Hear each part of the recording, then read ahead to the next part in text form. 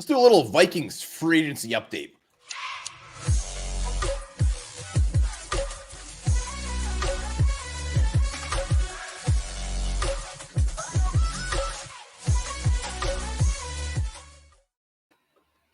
All right, welcome back to the Onebar and Lupagus show. I'm Onebar with Lupagus on this fine Monday. It's a little chillier than I like, but it's it's Monday, start of a new week, start of all kinds of new possibilities for the Vikings in free agency. We're going to talk about those. Before we do, remember to subscribe to the channel, like the vids. We are almost to 6,400 subscribers. I got it right this time. We're almost there. Also, we'll be doing our 6K giveaway this week. We just got to figure out what the hell we're going to give away. So make sure to put hashtag 6K in the comments for a chance at that. And yeah, let's subscribe. Let's get to 7K, baby. But let's talk Vikings free agency. Yeah, let's just give a little update. Things going on. It's been a little bit slow, but there's still some news trickling in surrounding the Minnesota Vikings. Some is news, some is speculation, some's a little bit of both. Yeah, most of it's speculation, but we're going to bounce all over it. Well, the one that is news and that is definitely confirmed, but we were very excited about the possibility of Vikings going after Lorenzo Carter, the former New York Giant outside linebacker, former Georgia Bulldog. But apparently he has agreed to terms with the Falcons, so another one off the table. Yeah, I mean, he was never really linked to the Vikings. I think it was wishful thinking. He fit the mold. He was a young guy.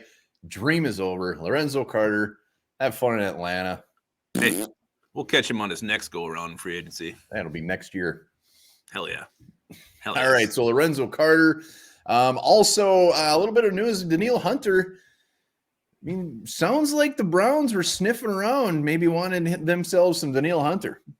Yeah, so maybe, I mean, this is after the restructure, it sounds like, from what I was reading. So still a possibility that Danielle Hunter could be moved. I mean, these aren't coming from exactly rockstar concrete sources, but the fact that there is some scuttlebutt going around that maybe Hunter is still available to be had. I mean, obviously, I don't think any Vikings fan really wants to see him go, but the trade package was rich enough. I think they'd be okay with it. Just don't get comfortable yet. Another little bit of a scuttlebutt. I want to say that word so bad. Jadeveon Clowney, I don't know where PFF.com puts it out there that all of a sudden they just jump up the betting chances that Jadeveon Clowney goes with the Vikings, which was, I saw that thing, I about piddled myself. Yeah, it was like what plus 300 odds there. So I don't know. You look at Jadeveon Clowney. I mean, obviously you can't really deny this guy's been a major disappointment from what he was supposed to be, like this once in a generational talent that doesn't come around very often. He did have 9 sacks last year, 37 total tackles, 11 tackles for a loss. So I would be fine with us getting Jadeveon Clowney. You can't think he'd be overly expensive. Now we're in the second wave of free agency, so this is where you do some bargain hunting. And I mean, you picture Clowney next to Hunter. That's pretty damn exciting.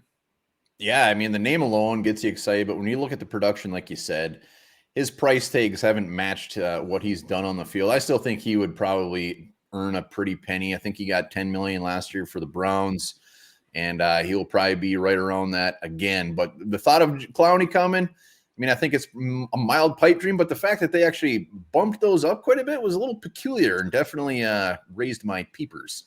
Yeah, it was peculiar. It piqued my interest. It piqued my parts. But, they also came out saying Russell Wilson was plus 500 to go to the Vikings, and a day later he was traded to the Broncos. So I don't know who's just some guy just whipping this shit up.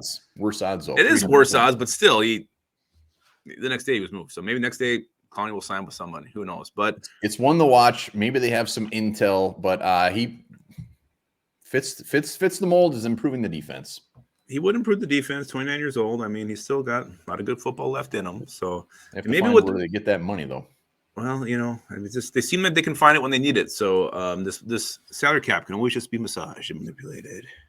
All kinds of things can happen to that.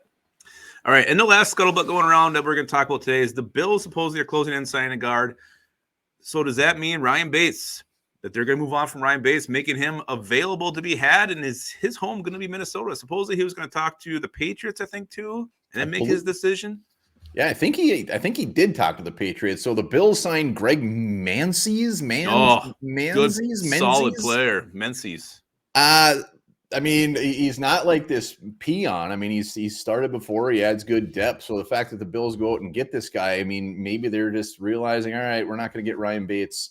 I would love Ryan Bates. I'd love for him to come in, 25 years old. I think he comes in and pushes for a job day one. So Bates is definitely one to watch. JC Treader, as much as we want as much as we hope he comes here.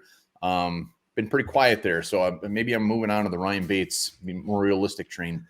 It fits the mold, guys, especially the second tier guys not many people are familiar with, who would definitely have a role on this team. So, significant role. I think Bates would have a pretty good role. I think he would probably end up starting. He seems like a guy who's just starting to figure things out. So maybe you're catching this guy on his upswing, on his rise to NFL fame. Just like Greg Mance's. I don't want to talk about that guy anymore. Makes me Either do I. So there we have it. I mean, it's officially, as of now, I think it's safe to say we're in the second wave of free agency. Here's where the deals, here's where the bargains come, our playmakers, our depth pieces. I can't wait. It's going to be a busy week. There's dead skin, there's hair, and there's probably a little bit of urine in the free agent pool right now, but still a lot of value to be had. That was really gross. Yeah, but I think it made a lot of sense if you think about it. This will also make a lot of sense too. A strawberry isn't actually a berry, but a banana is.